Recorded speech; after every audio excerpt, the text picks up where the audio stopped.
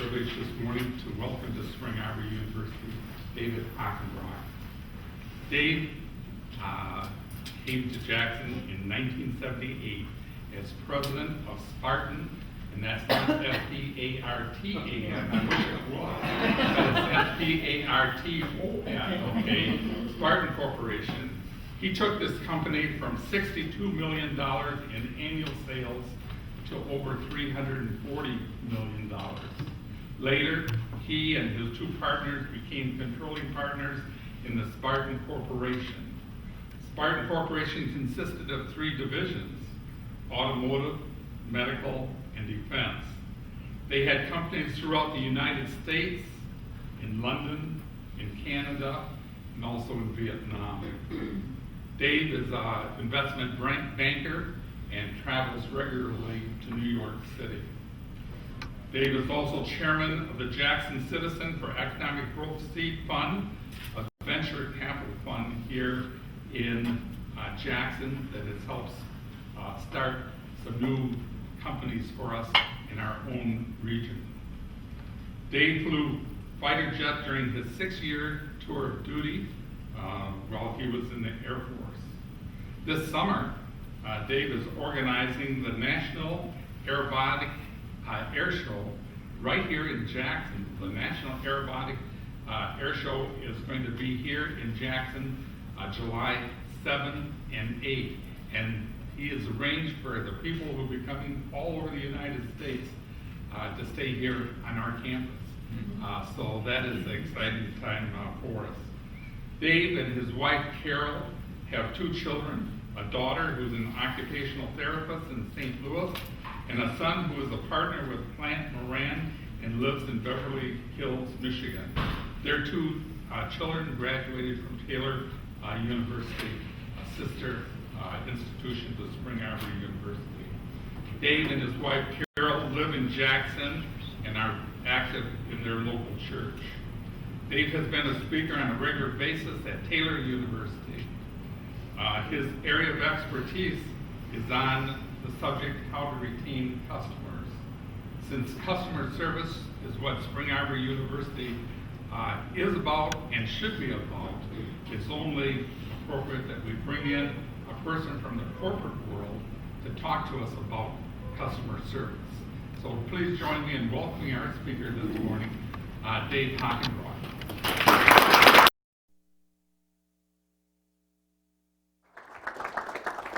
Before he speaks, I should have mentioned at the very outset, I'm going to have to excuse myself with, we'll finish at 10:30 this morning, but I need to leave about 5 or 10 minutes ahead of that to go to a memorial service in downtown Jackson. So if you see me leaving, it's not because I don't appreciate the presentation. Other responsibilities called. So, good morning to all. It's well that you understand where I'm coming from spiritually. Since this is a spiritual institution, you always have to be careful with speakers who come in because you don't know where they are spiritually. So I'm going to give you a one-sentence testimony. Eternal Father, strong to save, I know I'm in heaven because I'm already there. So, the voice of the client. This, I think, fits Spring Arbor well in these times because I read in the morning paper where Dan Phelan, a guy I know real well, I know Chuck knows him well, is dealing with a 12% decline in enrollment. Everyone who goes to JCC is a client. And for purposes of this presentation, they are clients, as in your students are clients. They can go anywhere they want to go. They may come here because it's a low-cost solution. They may come here because mom and dad say that's where you're going, or a myriad of other reasons, but they are clients. They come, hopefully they stay for 4 years, 5 or 6, but they may leave. And if they leave, you may not know why they left. They just left. So I come from a science background. I went to Allegheny College, studied science, And when I came to Jackson to take over the Spartan Corporation, I didn't really get the voice of the client. I was focused on manufacturing processes because that's how we made our money. I was in the office probably 5 or 6 years before I recognized, in looking over my customer list, which then went almost to 300, every one of those is here for a reason. I wonder what that is. Why are they here? So I spent the next year and a half meeting, not all of them, but I met 2/3 of them, and I came to the voice of the client, because clients come or go for a myriad of reasons, some of which you know and some of which you may not know. So what is a client? A client is one who engages with you, hopefully comes to Spring Arbor, but maybe they don't come here. Maybe they go to Taylor or Indiana Wesleyan or some other school. Why do they go there? I would challenge you, and this is more about you than it is me, I would challenge those of you who are involved in recruitment who lose one to find out, why did you lose them? Where did they go? Are they going to stay? I would challenge you to follow them through their career at Indiana Wesleyan so that you know they graduated. Most colleges, I suspect, are not that, I'll call it, intensely involved with students who are clients.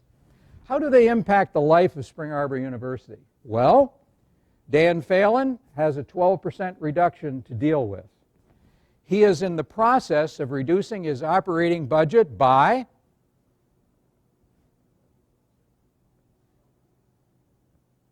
anyone take a guess? $1 million. If I went to Chuck and said, Chuck, you got to take $1 million out of your operating budget, he would have a hemorrhage.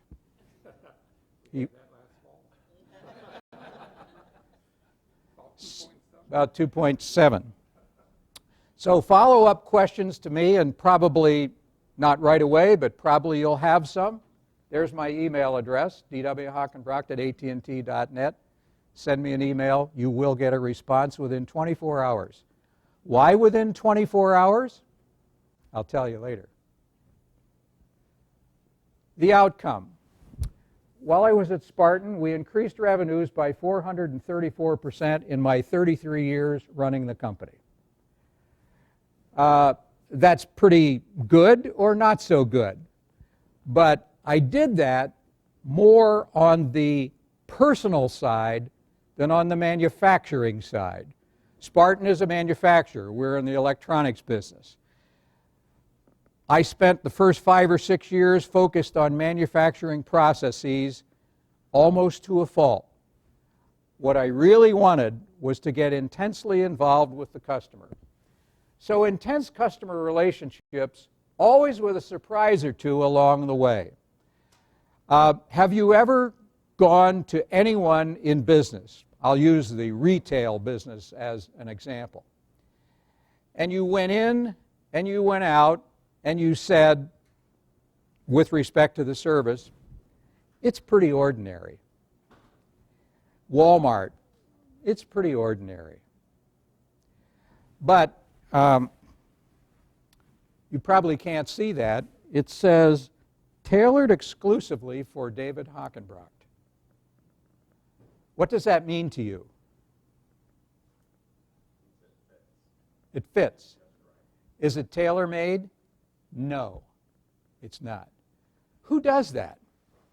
Kozacek's in Lansing. And have you ever been to Kozacek's in Lansing? Huh? Yes. Run by David Kozacek. David is 4th generation running the store. It opened in 1849 or 59. How does he do that? Does he charge a premium? Yes, he does. I don't really care, because the guy who's hooked up with me, I can plan on every 60 to 90 days he will call me and say, I have a shirt, I have a tie, I have a suit, I'm holding it for you. Who does that? Nobody. What does David understand? Intense customer relationships. He gets it. He really gets it. I've seen his numbers. I won't reveal them because you would be blown away by the size of the store. In downtown Lansing, Michigan, would I surprise you if I said his farthest away customer comes to the store regularly from California? Who does that? He probably combines it with a business trip, probably. But who does that? Intense customer relationships. The goals. To change your own personal goal regarding a client, to do it now and to do it permanently. So you've come in with some expectation as to what a client, student is. I want you to leave with a totally new view of what that person is and does to Spring Arbor University. Because you don't want to face next year a 12% decline. You do not want to do that. Put the client first now in all of your business processes. What do I mean by that? Spring Arbor is a collection of business processes. I could go around and you could each relate a business process that you're involved in.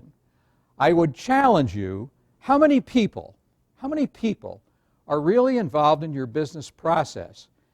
Does the outcome have anything to do with the person, or do you care? The important part is, do you care? Process surprise into your procedures. I was going to bring with me, I chose not to do it for other reasons, a golf club.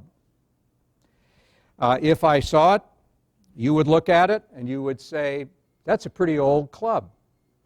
It was in vogue back in 1975, 6, and 7. It's a golf club I got years ago speaking at Taylor from a friend of a friend who was there. And he made a big deal of presenting me this golf club, which I have to this day. I have been offered $250,000 for the club.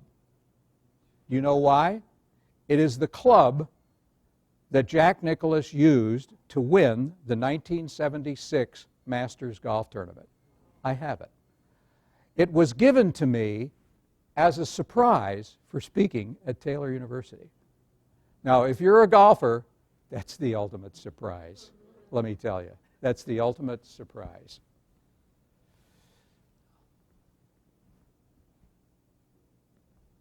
All clients are not equal.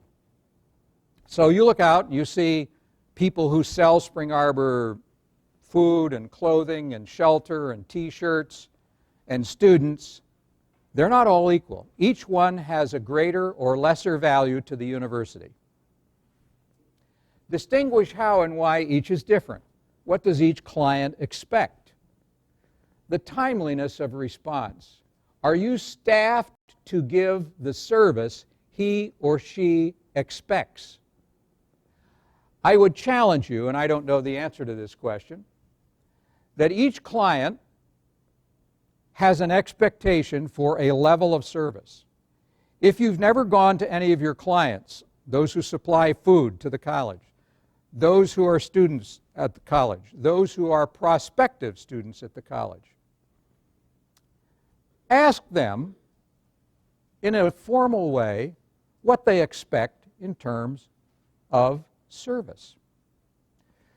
My friend Georgia Fatasic, who runs Allegiance, if you go to Allegiance and you're a patient there for more than a day, you will get a survey from Price Ganey in Indianapolis asking you for a level of service expectation. It's marvelous. It's marvelous. It's Georgia's way of knowing her business. Knowing her business. Absent that, people come, people go, they go out. Did they get better? Who knows? What about the level of service? Who knows? Who cares? That used to be, who cares, before Georgia. Who cares? The outcome is expected in each case. The problem more often than not, is you. And I don't mean you. I mean you as a group. Because probably you have never really thought through this subject. And if you do, you'll see what I call intersections. Places where you really need someone else to help you do your job. Left to his or her own, nothing in the institution's interest will happen. Each of you is an individual. Left to your own, by yourself, will not benefit the institution. All competition is equal or unequal. Who determines? The client determines, either verbally or in the back of their mind. This is my definition of a client-centric system. It's about you and how you think, and it's about a plan. Does Spring Arbor have a plan to deal with clients? If not, I would challenge you to do that. It's about communication. It's about information up and down the organization's chain and who uses it. It's about process personalization. It's about distinction of service. And it's about measuring outcomes. Back to the Georgia Fatasic Price Ganey, Indianapolis, Indiana survey. Maybe Spring Arbor should have a survey. How could you possibly know how to deal with the clients you serve, either as suppliers to the university or students, without that?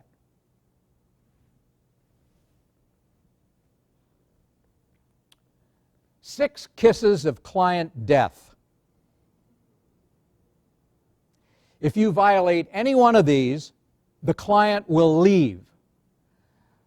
What's even more important or less important is that they will leave and they will never tell you. They're just gone. So I finished my freshman year at Spring Arbor. Now I leave.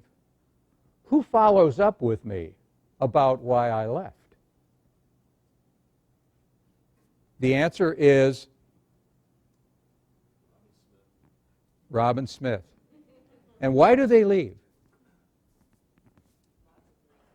Give me three. Money. They don't like the rules. Uh-huh.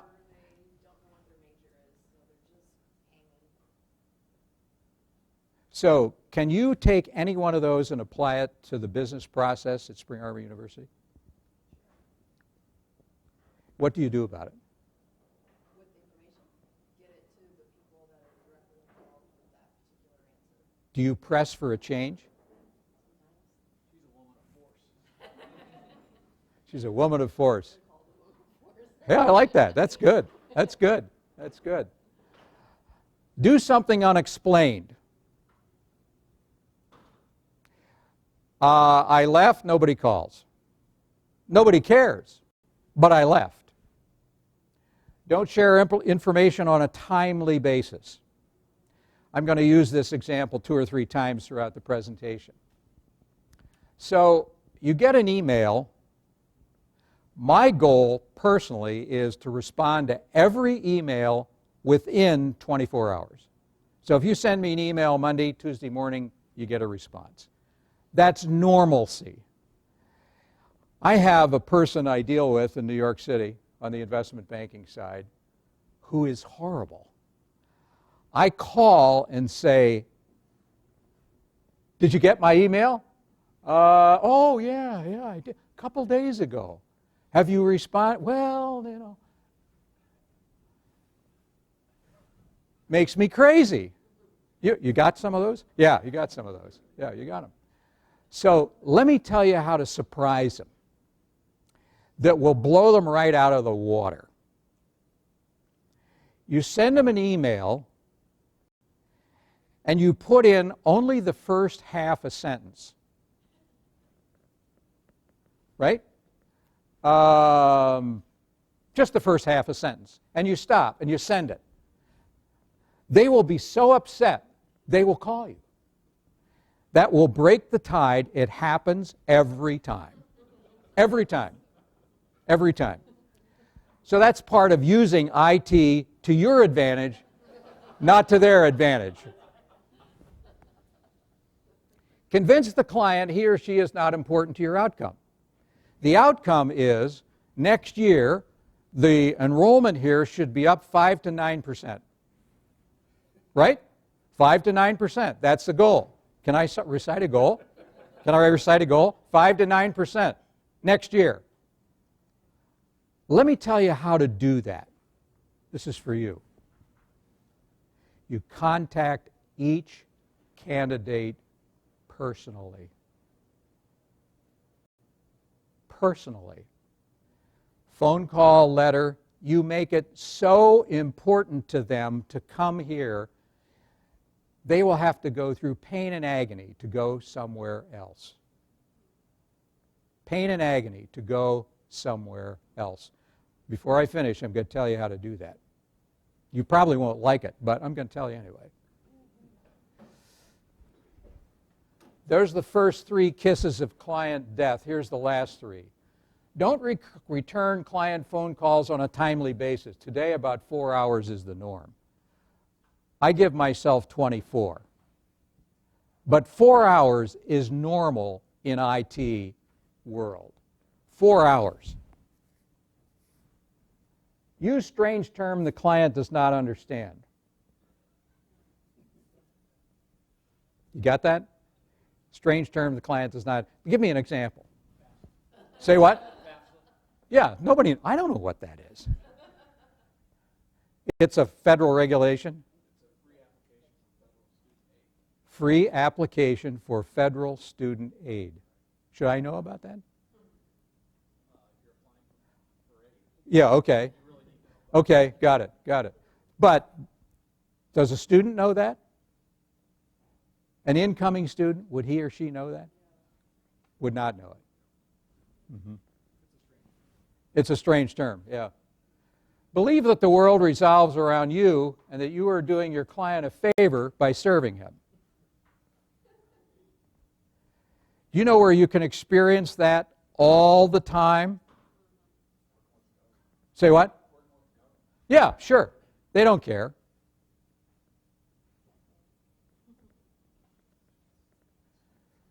Focus on client delight, not just satisfying the client. There is a bit of a difference there we're going to talk about. Do you really know your clients extremely well? Know what your clients want? Can you write it down and communicate it to your staff? Again, can you write it down and communicate it to your staff? So for those of you who are in the senior management, which involves most of you, can you write down what client delight is for you and your staff and send it out to everybody who reports to you so they know what client delight is and is not?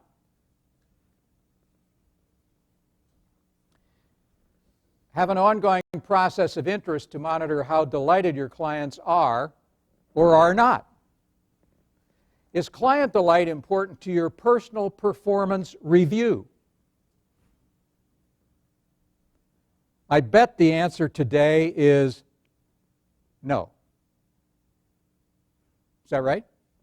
We have, I think, 3 questions. There are 3 questions related to customer service, but I'm not sure that we would phrase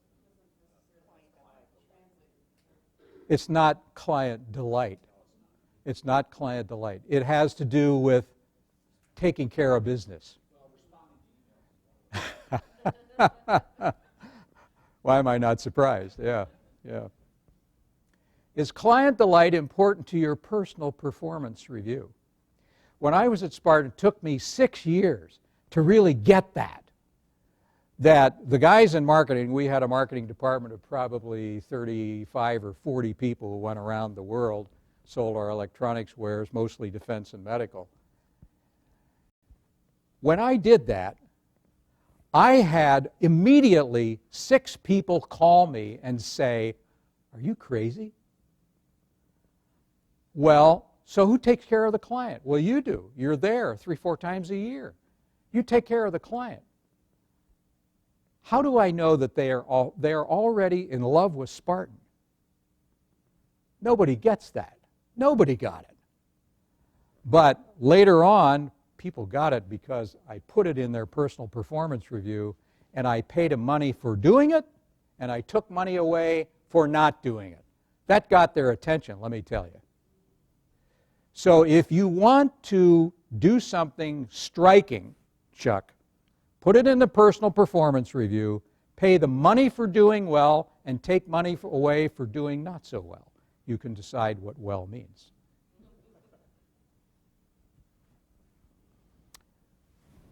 A must focus. This practice is focused externally. Invite a client or several to your next college meeting. So if I was doing this meeting over again, I would have 3 or 4 clients in the meeting. Might sell food to the university, might be prospective students, might be existing students. There was one slacking out over there. I'd invite him to stay. I did invite him. You did. Good for you. Good for you. So invite them to your meetings. Make them part of your business process. My guess is you'll learn something from them you do not now know.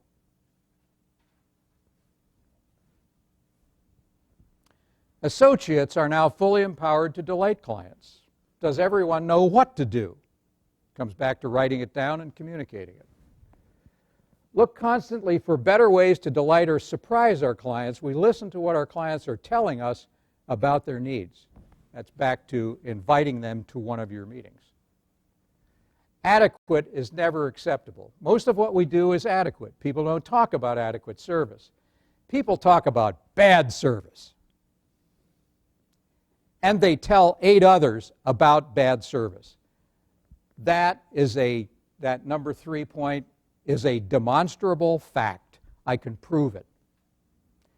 If they get bad service here, they will tell 8 others. Not necessarily right now or the next month. They will tell 8 others about, I got bad service from Spring Arbor University. They will tell them. They will tell them. We're actively engaged in building long-term relationship with our clients. We know how to do this from our client's viewpoint. Tell me how. So tell me how.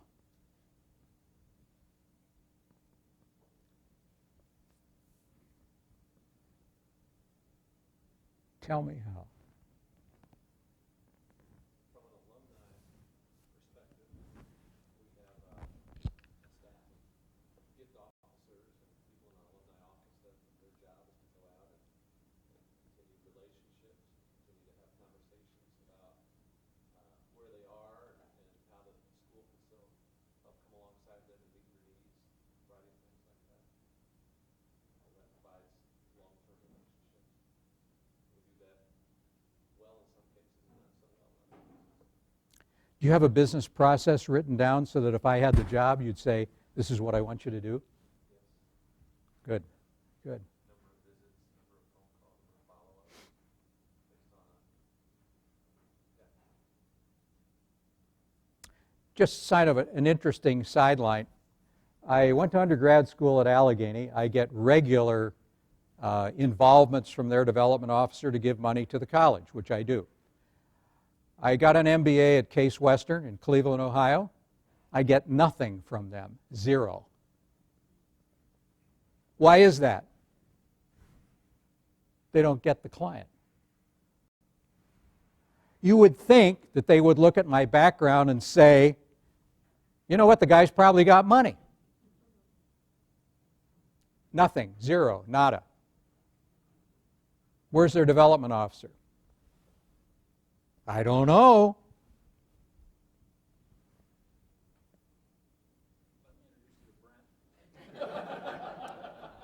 I've been in his Sunday school class for a while. I do know him. By the way, since we're personalized, I've been in the community since 1978. I know every president, including Chuck. No one has ever asked me for money. None. Nada. That will change. But think about that.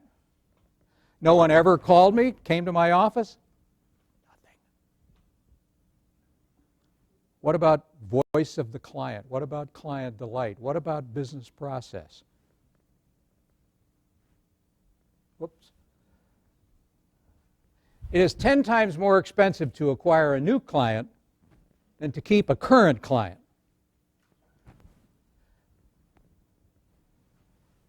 That's a demonstrable number.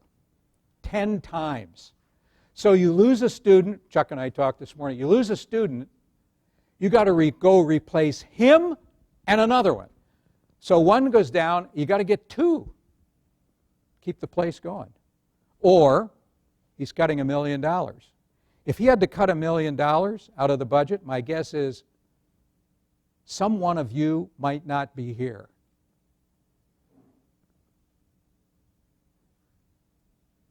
Some one of you might not be here.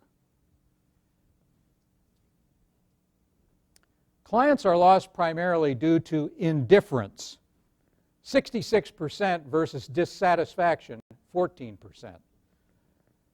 Clients are lost due to indifference, 66%. Nobody cares. I'm gone. Does anybody care? Anybody call? Anybody follow up? Anybody come see me? Doesn't happen. Versus dissatisfaction, 14%. The ability to win others over. Empathy, the ability to understand the mood of others. Discipline, the ability to work systematically and consistently. The ability to control a situation through communication. The ability to own a problem until it's solved. So, I'm going to draw a line here and ask you to solve a problem for yourself. So take a piece of paper. I see some of you have that. Write down in your own words, in your own world, 3 things to do as a result of the presentation thus far. And then we'll swing back and catch that later. The ability to own a problem until it's solved.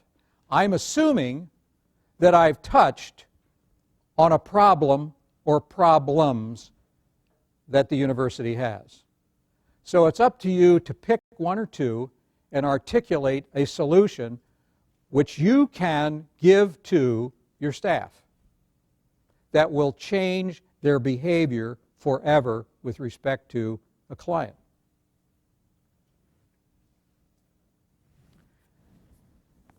Our university relates to its individual client, the student, either prospective or in-house, not to an organization or the staff. I wish I could verbalize how many times I've given this presentation and people would say to me, well, you know, we communicate with our staff. So, who pays the bill among your staff? Nothing. They just take money. They don't give anything back. So, what about the individual client? What do they say? I'll give you an example from the past.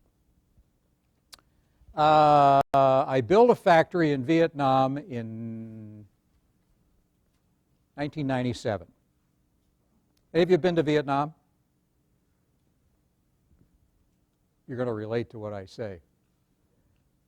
Vietnam is a strange country.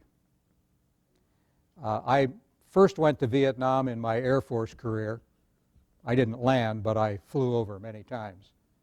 And when I went to Vietnam, I was sort of engulfed in the system.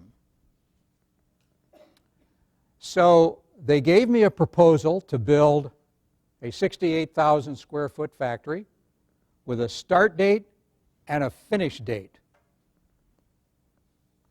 How many of your contractors give you the finish date and live with it? Nothing. It doesn't happen. They'll say, well, we need to get this job and get started, and once they're started, you are hooked. But in Vietnam, they give you a finish date. And let me tell you, when that date comes, actually 1 week ahead of time, they were finished. I couldn't believe it. I built 4 factories in my career. Only one was finished on time, Ho Chi Minh City, Vietnam. Do you know why that is? They are totally focused on the client. They don't articulate it that way, but you go and do an inspection, everybody bows, everybody bows, everybody bows. Why? You're paying them money to do what they do. It's a cultural difference I hope we learn here. Very culturally different. The problem is never how to get new innovative thoughts into your mind, but how to get the old ones out.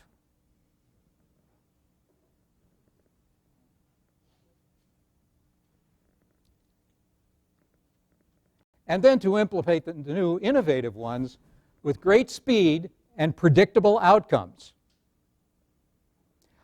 I will tell you right now how to get every student that you want for next year. Everyone. Number 1, write this down. You go see them personally. Number 2, you give them a surprise. What's a surprise? What would be a surprise for you? Say what? Showing up at your door. What would be a surprise? That they showed up at your door.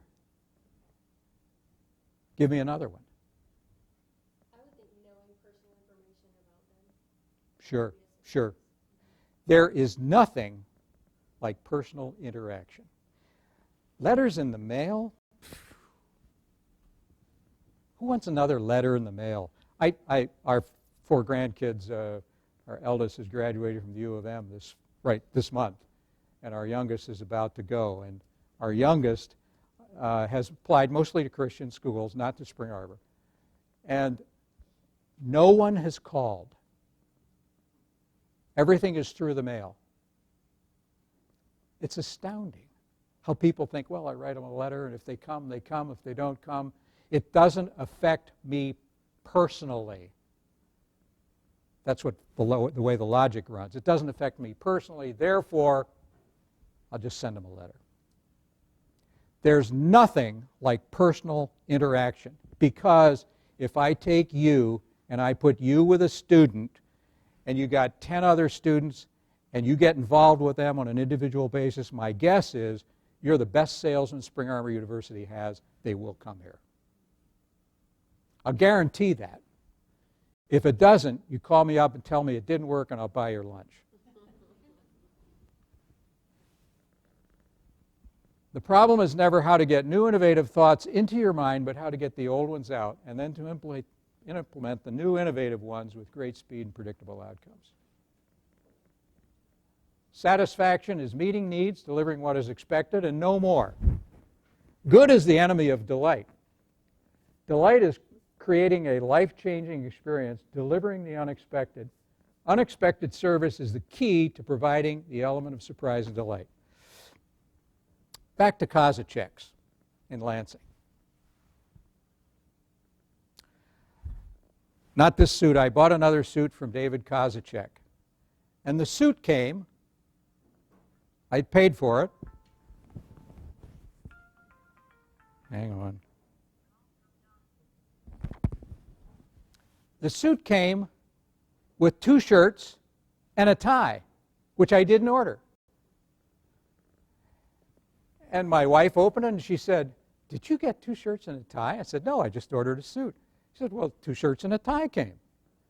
So I called Kozacek's and I got David, and he said, "You've been such a good customer for such a long time. These are my gift to you."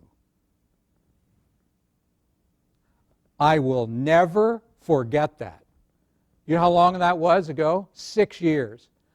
I can recall it like it was yesterday. Who does that? Nobody.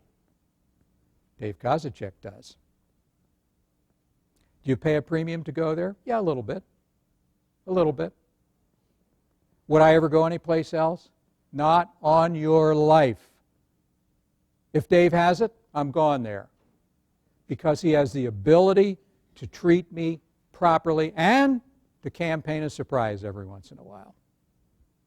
So, back to your involvement with a Spring Arbor student. Why don't you give them a free t-shirt and a Spring Arbor tie? Will you approve that? I've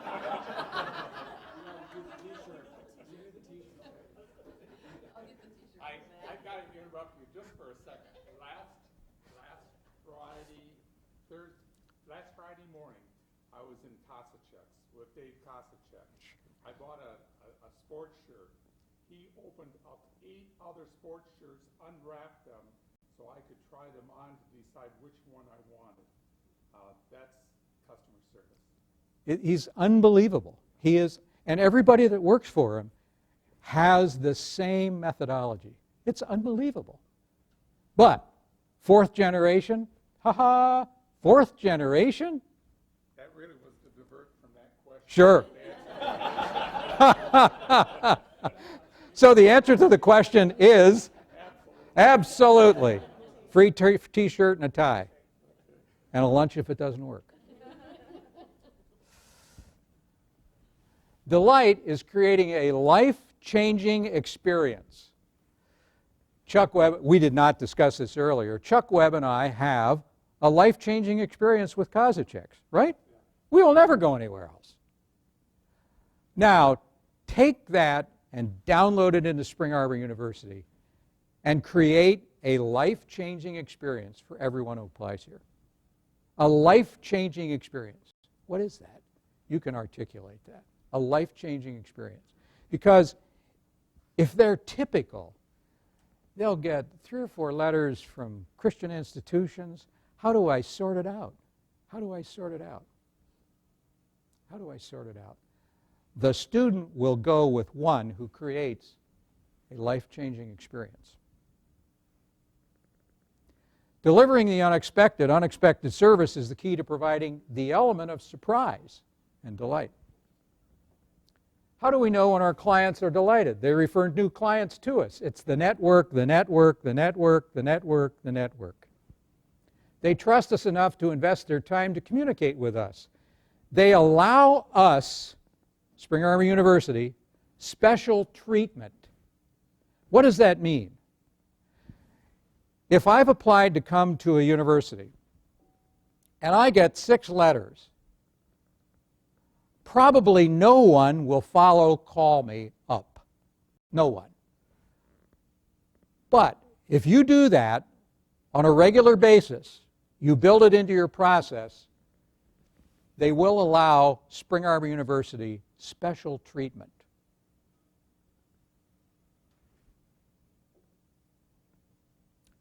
Capture the hearts and minds of the staff.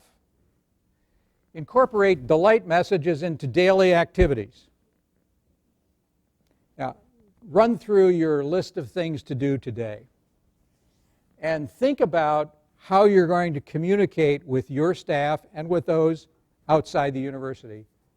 How do you process delight into each message so that over time people say, with respect to Spring Arbor, that's a special place. That's a special place. You want the students to come here who think it's a special place. Discuss solutions in a way that identifies a fit or non-fit of the bigger picture. Discuss behaviors and how they help or undermine the vision during performance appraisals. Talk about how individual actions contribute to the vision. Review necessary goals often. If you have a goal this year, my guess is next year it'll change as the university grows. What would Spring Arbor be like if you had 6,000 students instead of 4?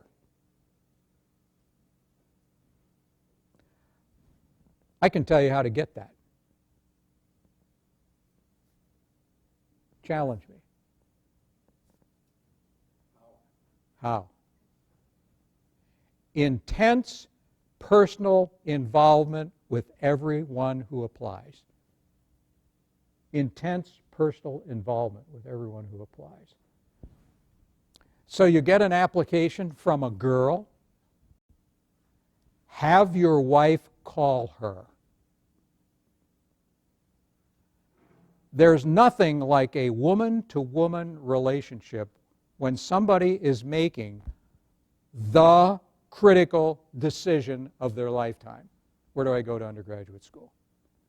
Where do I go? There's nothing like it. Have your wife call. Another student of the same sex. Sure. Good, good, good. So how are you going to do that tomorrow?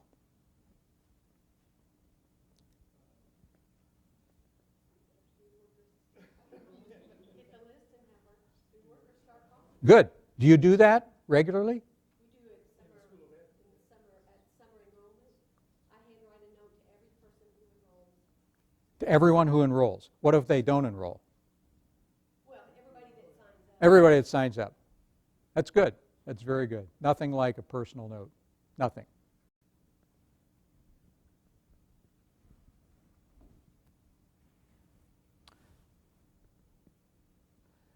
When we did it right, it was still pretty ordinary.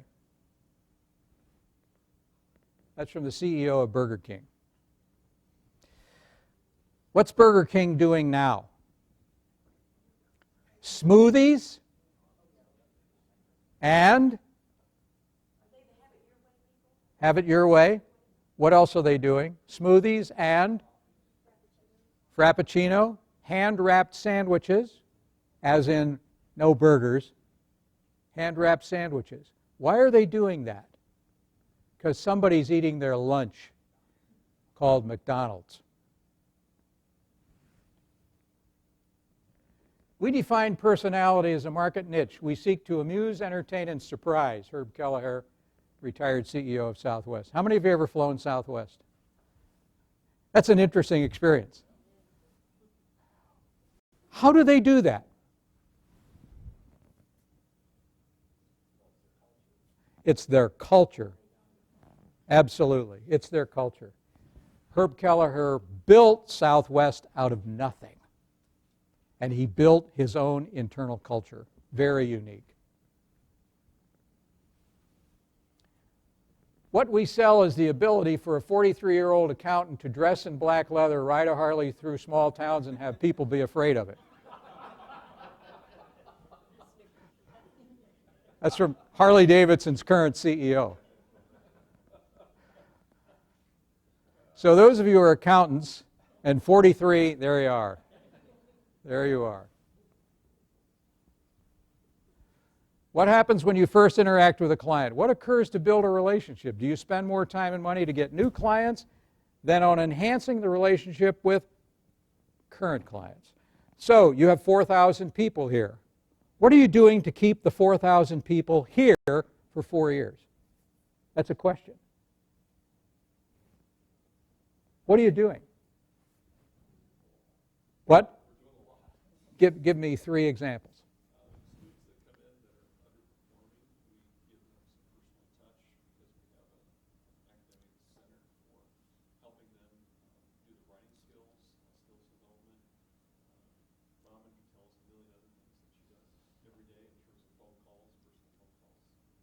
Right now this week, as the advising week, we're encouraging faculty to have a one-on-one with every one of their advisees, one-on-one. That's great. Create one advising plan, so we've got these big SAU ones around so that we're reminding faculty and students what we're supposed to be doing this week. So how many? I would suggest that just starting this year, we have a cross-cultural global experience. And for them to cash in on that, they have to reach junior status. So there's a carrot that is Yeah, held good. out there to keep them here. Otherwise, they walk away from their investment in that program. Good, good, good.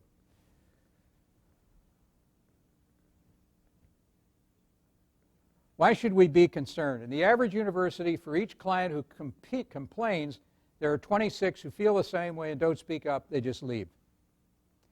That's not Spring Arbor, that's nationally. 26 leave. Because if you're in a major university like U of M, nobody really cares whether you're there or not. They really, really don't.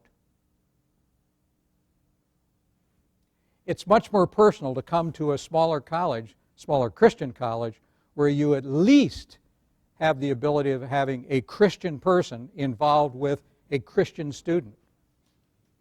Because when they leave here, they leave with a range of experiences, mostly driven by you. By you, I mean the administration. The clients who feel poorly served will tell between 8 and 16 people every 6 months for 2 years about their negative experiences. That's from national university status. 2 years. So if you tick someone off and they leave, you run the risk of that. Clients' expectations are typically not very high. Your job is to surprise them with something they never expected. A t-shirt and a tie. Or 2 t-shirts. Personalize everything and do more to surprise than just to serve. Make a part of each meeting agenda. What did we do right? Missed opportunities, recognition of successes, screw-ups as well. Who is the champion of client delight? Chuck, you want to appoint somebody here today? Or do you want to think about that? Think about that. So when I see Chuck in the next few weeks, I'm going to ask him that question. Who is the champion of client delight? Who's going to be part of the Spring Arbor administration whose focus is client delight? And you can have copies of the presentation. I'll consult with you for free if you want that. But it is so, so important to get this right. And it's worth a lot to me personally to see you get it right. It starts with the champion of client delight. 5 steps to client delight. The 80-20% rule. 80% of the business comes from 20% of the client base. That's more business side than university side. Market to your existing client base first, not second. Ask your clients what they want.